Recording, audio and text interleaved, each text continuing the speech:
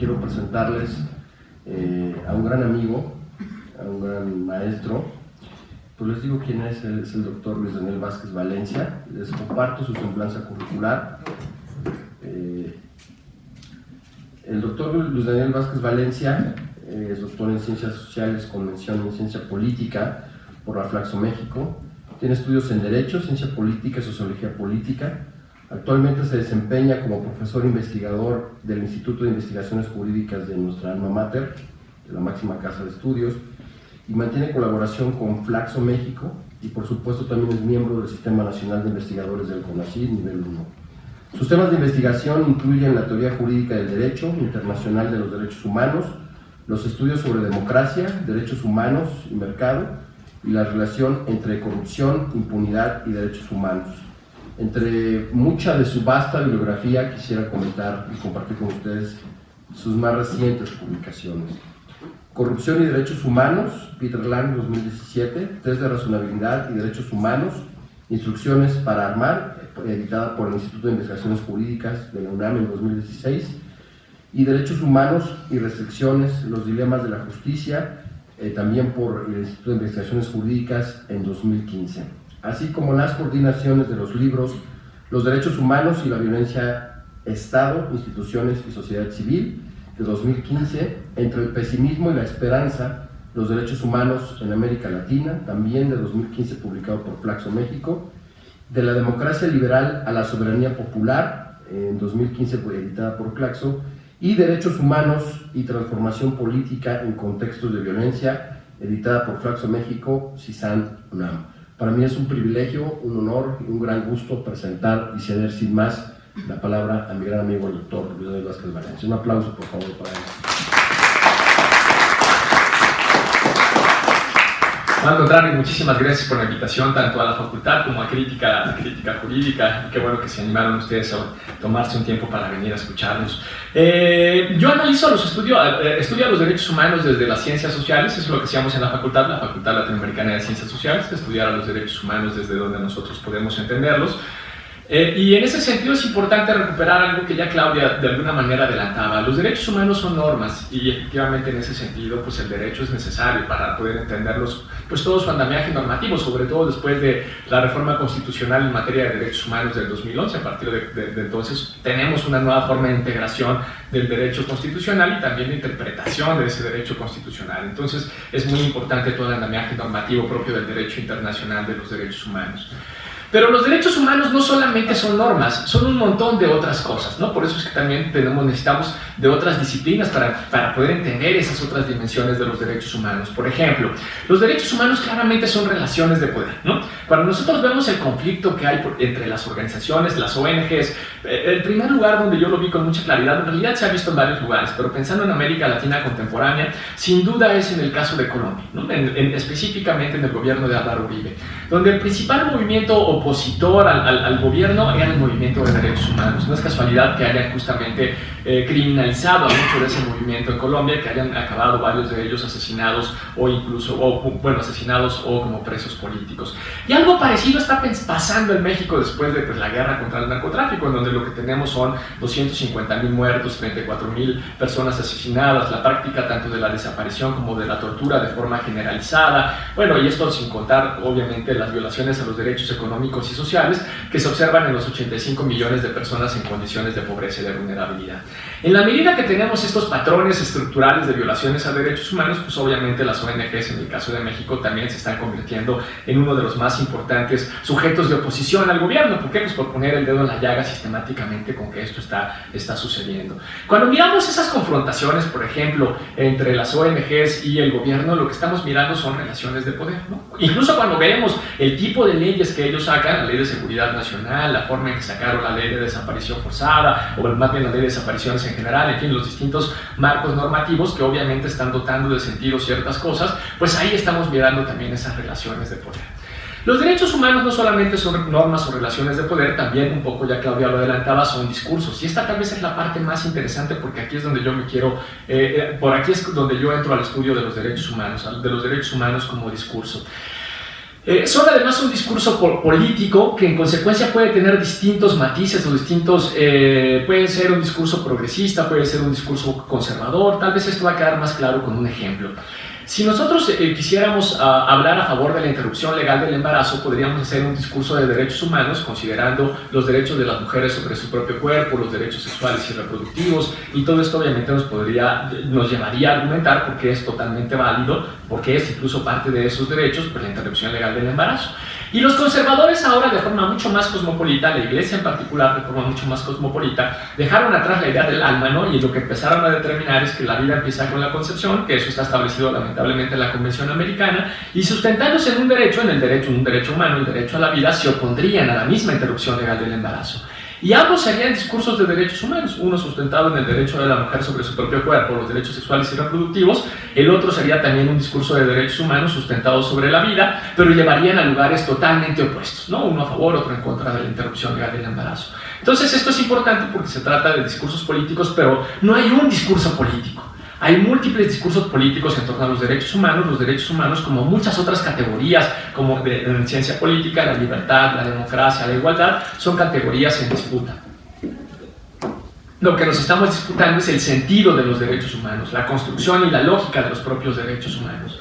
Cuando además lo que tenemos son procesos de apropiación de ese discurso, y además de esa apropiación lo que nosotros empezamos a hacer es dotar de sentido nuestra vida en torno a ese discurso de derechos humanos, como a veces pasa, por ejemplo, cuando las comunidades se apropian del discurso de derechos humanos. Bueno, ahí lo que tenemos ya no nada más son discursos políticos, sino además discursos performativos, que es todavía mucho más fuerte, porque lo que estás generando ahí son procesos justamente identitarios, lo que estás generando son una lógica de identidad, ¿no? Entonces, bueno, vemos que los derechos humanos son relaciones, son relaciones de poder, son normas, son discursos políticos. Cuando miramos las confrontaciones que se dan en Naciones Unidas, por ejemplo, o que se dan en el sistema interamericano o entre algunos otros, entre la propia sociedad, no sociedad, más bien la comunidad interestatal, ahí lo que tenemos es que los derechos humanos también son relaciones internacionales. En fin, los derechos humanos se presentan como múltiples dimensiones que nosotros tendríamos que analizar en consecuencia a partir de las herramientas que nos da el derecho, pero no bastaría con eso, ¿no? Cuando los pensamos como relaciones políticas, los tenemos que mirar desde la sociología política, los tenemos que mirar desde la ciencia política. Cuando los pensamos como discursos, podríamos mirarlos desde la antropología jurídica, desde la antropología política, desde la ciencia política también podríamos tirar algunos lazos. Cuando los vemos como relaciones internacionales, también podríamos pensarlos justamente desde la lógica, bueno, de los estudios precisamente de las relaciones internacionales, y últimamente hasta la política pública entra, ¿no? Cuando nosotros tenemos que hacer política pública con perspectiva de derechos humanos, bueno, ahí entra con mucha claridad el análisis de la política pública. Entonces no tenemos una, sino múltiples dimensiones en torno a los derechos humanos, y justamente por esta razón nosotros, junto con el CISAN de la UNAM, el CISAN de la UNAM, arrancamos un seminario de análisis multidisciplinario de los derechos humanos. Y en ese seminario, el primer libro que sacamos justamente era sobre eso, sobre los derechos humanos, un análisis multidisciplinario, y veíamos cómo las distintas disciplinas, la sociología política, la sociología jurídica, la antropología jurídica, los estudios de política pública, la teoría de la democracia, cómo las distintas disciplinas estudiaban a los derechos humanos. Hasta ahí todo era como felicidad. El problema es que después empezamos ya a tener algunas discusiones que vienen muy a cuento por el título de la mesa, porque ahí lo que empezábamos a discutir era cuáles eran las posibilidades, pero sobre todo cuáles eran los límites, no de los derechos humanos como normas, sino de los derechos humanos como discursos. Y de ahí justamente sacamos el segundo y el tercer libro que ya mencionaba Humberto. El segundo libro se llama Derechos Humanos y Transformación Social en Contextos de Violencia, y entonces mirábamos cuáles eran las posibilidades que tenía el discurso de derechos humanos sobre la transformación social en contextos como, bueno, trabajamos Perú, Colombia y México. Y el último libro que sacamos fue el de 9 razones para entre paréntesis, desconfiar de los derechos humanos, que en ese libro pues ahí terminó el seminario. Entonces, lo que sucedió con el seminario fue que nos dividimos en dos grupos. Estábamos los que eran los pesimistas y los que eran los muy pesimistas, ¿no? Los que creíamos que los derechos humanos algo podían hacer, que el discurso de derechos humanos algo podía hacer, pero no necesariamente demasiado, y los que consideraban que el discurso de derechos humanos en realidad únicamente estaba reproduciendo las lógicas de control o las estructuras de poder. Esto es bien interesante porque lo que hay ahí en realidad son dos concepciones teóricas distintas, es decir, no es un problema de análisis pragmático, sino de concepción teórica.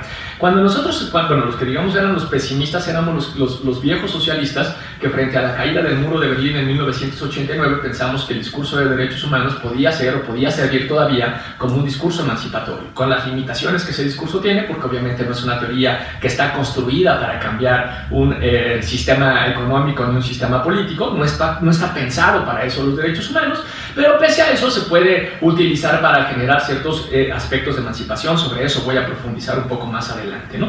En cambio, quienes piensan que los derechos humanos únicamente servían para reproducir las lógicas de dominación eran sobre todo los postestructuralistas, específicamente los que estaban muy sostenidos en el estudio de Foucault y después de Foucault también de Mambembe, ¿no? Los que trabajaban de la biopolítica y después la necropolítica. Para ellos los derechos humanos en realidad servirían de muy poco. Esa fue la división que tuvimos en el primer libro. En el segundo libro ya fue un desastre, nos gritábamos de cosas, en fin, entonces por eso es que sacamos el segundo libro y ahí acabó, ¿no? Con una muy clara división entre los que eran los postsocialistas y los postestructuralistas, y en realidad no acabó tan mal, pero más bien todavía tenemos nuestro grupo de WhatsApp, pero lo que sí no lográbamos ya era encontrar una pregunta de investigación que nos permitiera seguir discutiendo, porque ya por lo menos nosotros teníamos claro, y esto lo quiero repetir, a partir de los lentes teóricos que nosotros teníamos, ya teníamos claro cuáles eran las limitaciones de cada uno de los distintos discursos de derechos humanos. Y reitero acá la palabra discursos porque este es un error metodológico que se comete sistemáticamente cuando nosotros miramos las limitaciones de los derechos humanos. Por lo siguiente, y aquí es donde viene una de las principales críticas, sobre todo a los trabajos que establecen los límites de los derechos humanos.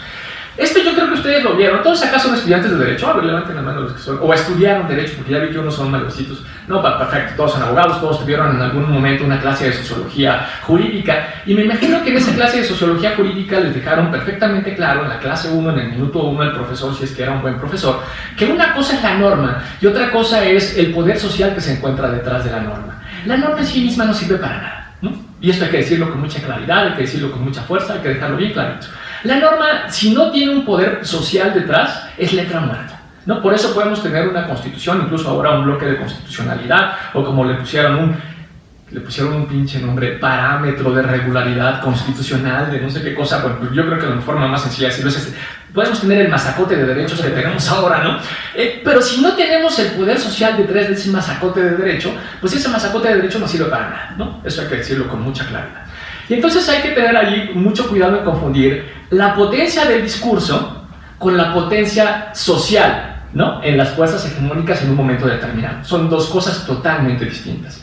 Y esta confusión sucede sistemáticamente. Muchas veces quienes afirman los derechos humanos no sirven para nada y te ponen como ejemplo, pues ahí están los 239.000 muertos o 250.000, ¿no? Si sumamos los de enero y febrero. Ahí están, por ejemplo, los 33.000 desaparecidos. No hemos logrado modificar las pautas de la guerra contra el narcotráfico. Los pobres siguen siendo pobres, etcétera, etcétera. Están sufriendo de esa confusión. Lo que están queriendo decir es, no tenemos una fuerza social que logre apoderarse de los derechos humanos y modificar las estructuras sociales que actualmente existen. Y eso es cierto.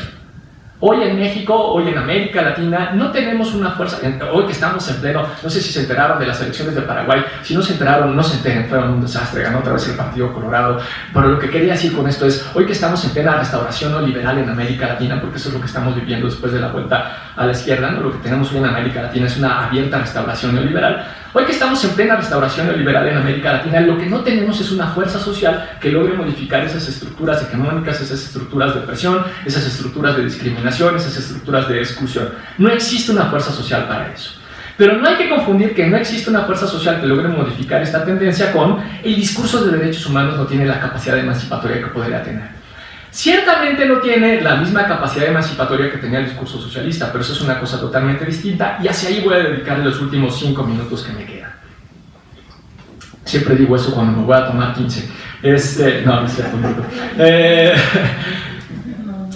quiero regresar simplemente al momento de 1989, a la caída del muro de Berlín, porque para mí ese momento es muy importante, ¿no? 1989, la caída del muro de Berlín, se conforma algo que yo llamo el triunvirato triunfante. El triunvirato triunfante está conformado por el libre mercado, la democracia, no cualquier tipo de democracia. Como les decía, la idea de democracia es una idea en disputa. Entonces, lo que gana ahí es una democracia liberal procedimental específicamente. Y el tercer punto relevante de ese triunvirato son justamente los derechos humanos, pero no todos los derechos humanos, sino una mirada parcial de los derechos humanos que le daba prioridad a los derechos civiles, a los derechos políticos, incluso por encima de los derechos económicos y sociales.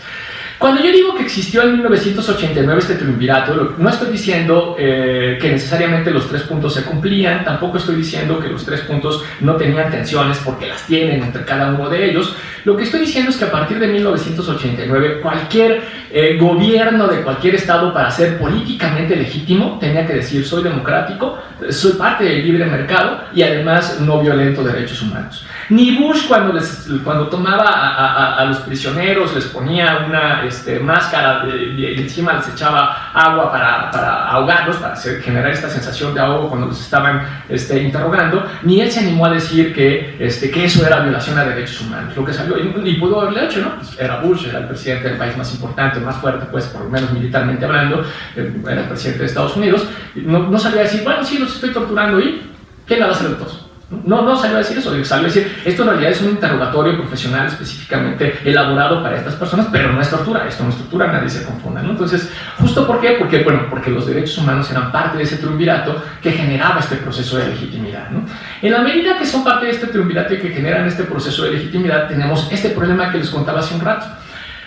El Estado se apropia del discurso de los derechos humanos y empieza a reformularlo. Ya decía yo que no hay un solo discurso, hay múltiples discursos de derechos humanos, y lo que empieza a generar es un discurso abiertamente restrictivo en materia de derechos humanos. Entonces empiezan a nacer cosas como política pública con perspectiva de derechos humanos, construcción de indicadores, presupuestos con perspectiva de derechos humanos. Nada de eso está mal, ¿no? El problema es que se encuentra en disputa. Entonces, una cosa es cuando varias de las personas que trabajaban en distintas ONGs o de los académicos que están trabajando ese tema y tratan de generar políticas públicas para generar derechos, lógicas o políticas más protectoras o elementos de mayor reconocimiento en derechos humanos, y cuando el gobierno se apropia de ese discurso para hacer justamente lo contrario, ¿no?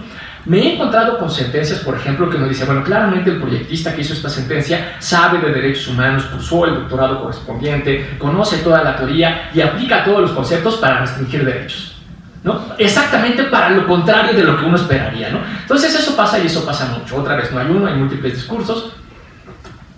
Y en esos discursos lo que hay, pues es esta disputa. Lo que tenemos es esta lógica disputa. Frente a esa caída del muro de Berlín y en consecuencia la caída del discurso socialista, lo que algunos empezamos a preguntarnos es si el discurso de derechos humanos podía suplir ese enorme vacío.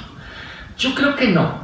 Pero Boaventura de Sousa, por ejemplo, pensaría que sí, ¿no? Boaventura incluso, bueno, no lo piensa, lo escribe, no lo dice. Él cree que sí se puede, y entonces se empieza a diseñar toda la teoría. No me voy a detener tanto a Boaventura porque eso acá en crítica jurídica lo leen mucho, entonces voy a trabajar más bien a Cabasacal, que me interesa un poco más.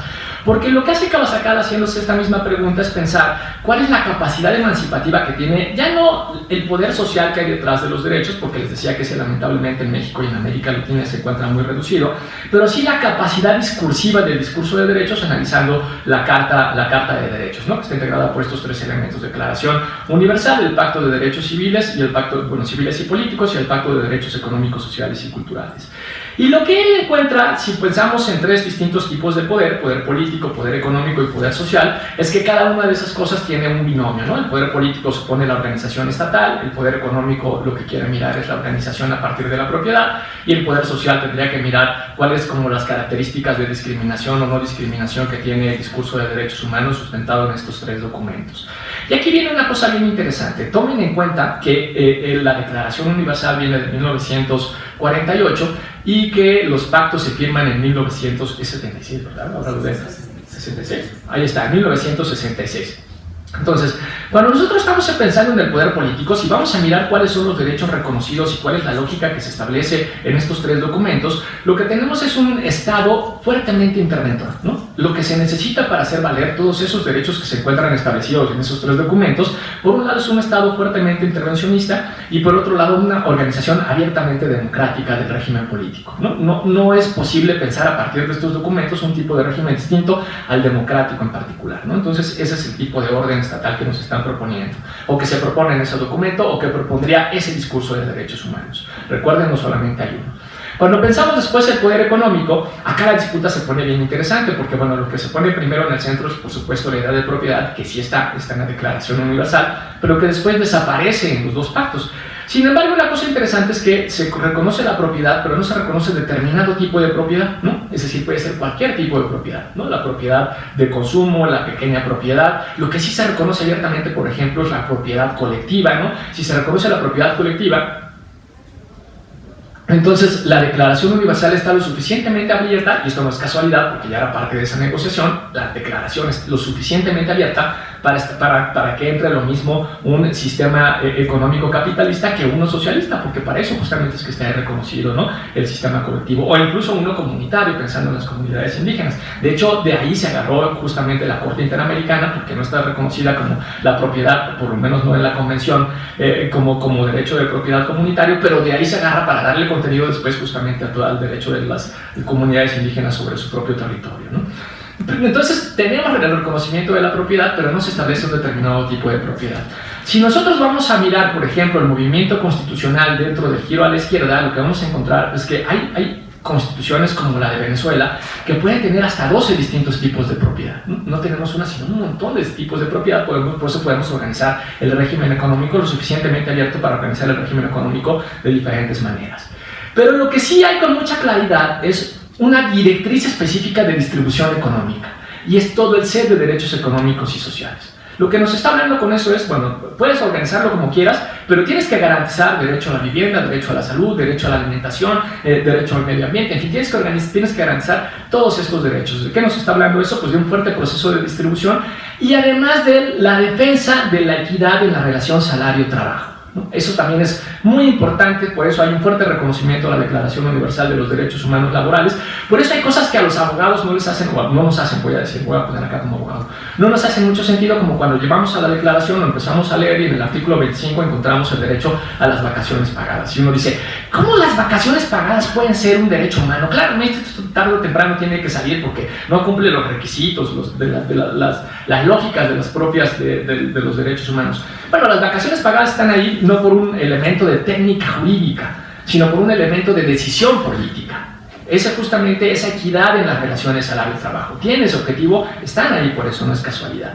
Y en el aspecto social lo que encontramos es que es un discurso abiertamente antidiscriminatorio. Lo que se establece en la declaración y después en los dos pactos es un fuerte derecho a la igualdad y no discriminación, una reformulación de la idea de universalidad, que no voy a poder entrar a eso porque se me acabó el tiempo, pero les invito a que me pregunten, ahí anímense, cualquiera de ustedes levanta la mano, y, ¿a qué te ibas a referir cuando decías universalidad? Entonces ahí ya les había propuesto que es importante para entender la universalidad en términos justamente de no discriminación, pero no, lo que tenemos ahí es un fuerte un potencial no discriminatorio, que es parte justamente de este discurso, digamos, que proviene de esos tres documentos de los derechos humanos. Ahora, hasta aquí nada nuevo. Si nosotros juntamos esas tres piezas, pues eso es socialdemocracia. Y es totalmente entendible que el discurso de derechos humanos en 1948 y en 1966 tengan todos los elementos propios de la socialdemocracia, porque ese fue el bloque que ganó la Segunda Guerra Mundial, ¿no? Hasta ahí, por lo menos para Europa, no hay nada innovador, no hay nada radical. Ese se convierte en algo innovador o algo radical frente a África en particular cuando todavía tenías países que eran colonias, y entonces ahí empieza a hacer mucho ruido.